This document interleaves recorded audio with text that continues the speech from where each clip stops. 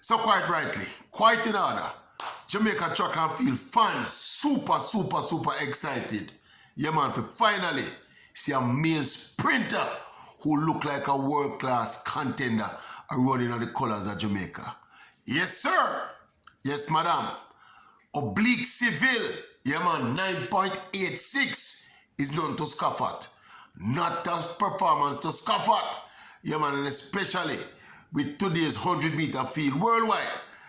You don't have no Usain Bolt tonight. You don't have nobody out of class tonight. So that means if any runner, we are on 9.86. Any sprinter, we're in a them 9.86 region there. You don't know, say, that make you automatically a contender.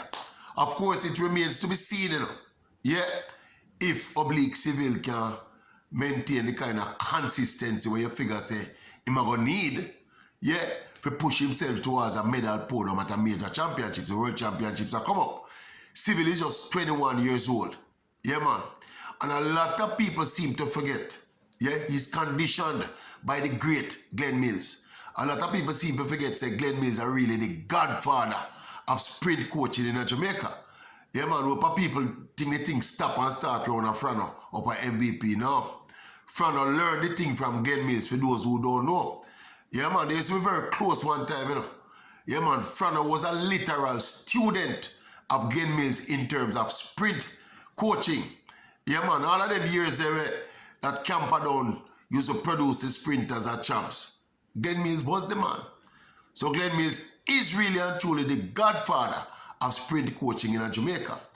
But back to Oblique Seville still. Yeah, quite rightly people feel good. Yeah, me myself feel excited for finally see some male representation in a world sprinting coming from Jamaica. But the race itself though is not just a 9.86. Me I talk about the execution of the race there. Yeah, me I tell you, from Seville come out time drive phase, him cover the field, you know. See, but it was the smoothness of the execution.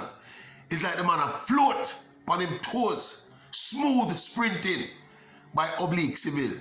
Yeah, and guess what? The man ease up, you know. Him ease up in the last about 10. And this is the first time Seville was sub 10. So you know what that means? Running on his toes, seeing sprinting on his toes, and then easing up 10 meters before the line. You know, so the man could have him first sub 10, been closer to 9.80, 9.79. Yeah, highly impressive. Seville got to the semi-finals of the 100 meters in Tokyo last year, you know. So he's not a he's a relative newcomer, but he's not a rookie.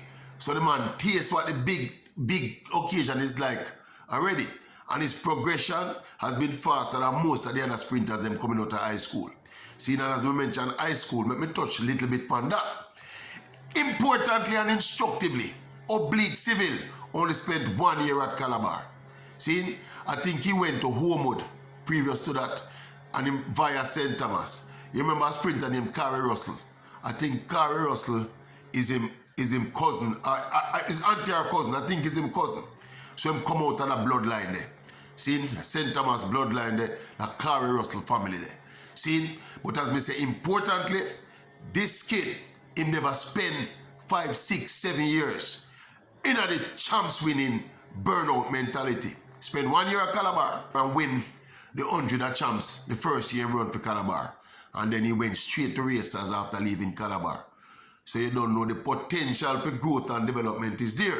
Glenn Mills always a complain when him get the star athlete, the amount of champs who run 4, 5, 6 years of champs. Him always a complain, say they are scarred mentally and psychologically. Seeing obviously Seville is able to make the transition quicker because he's not scarred like that. And he's a humble youth and him look like a very ambitious and tenacious kind of character. See, so we have a right to feel excited about Oblique Seville.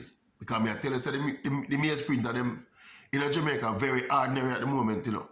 But this 9.86 supposed to send out some loud signal all around the world of sprinting. You know, one of the contrasts between Seville and the previous generation of sprinters, so Seville he's a very tiny dude, you know, very minute in body size, very small. He's almost like reversal now. We're back to the days when they have the tiny sprinters, the Donald Quarry, Raymond Stewart kind of body type them. Yes, Seville have that kind of body type them. But don't feel no way still, people. Long way to go. But worthy excitement and enthusiasm I'd seen a Jamaican sprinter. The woman them do them thing, you know.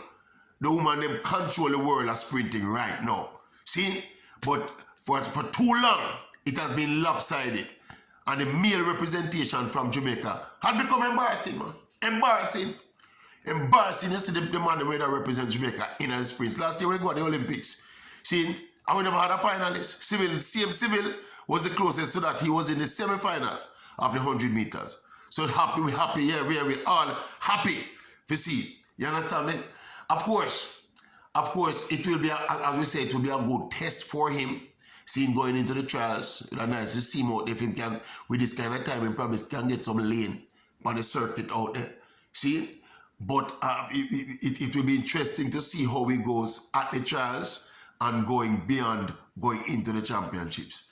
See? But as I say, the world 100 meters rankings now not all that impressive, you know, not a whole heap of outer class sprinters, you know. If you have a 9-8 runner right now, 9-8 runner, consistently you can hold a 9-8 time there, you're in a business. At the World Championship, we are talking about medal level.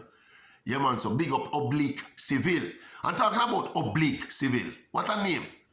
You remember when Usain Bolt came on the scene? The name in and of itself, Usain Bolt, had a kind of championship ring net to it.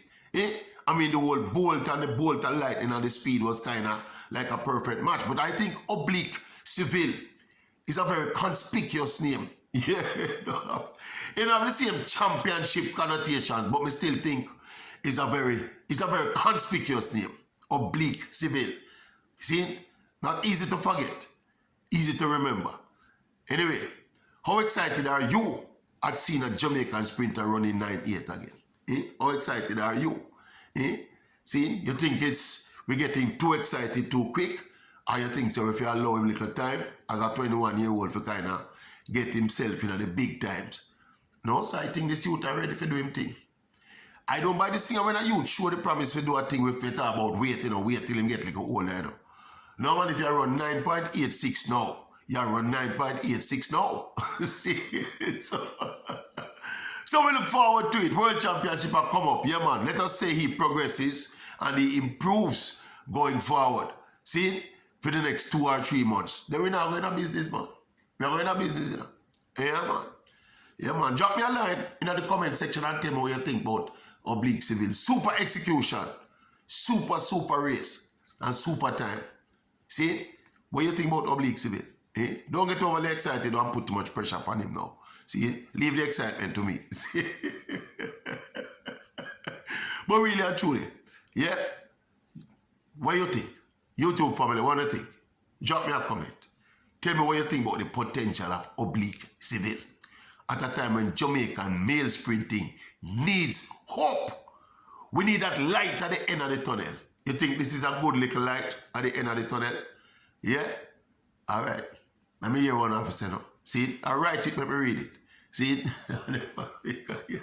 And the Maverick. Remember the name, you know? Remember the name? Oblique Seville.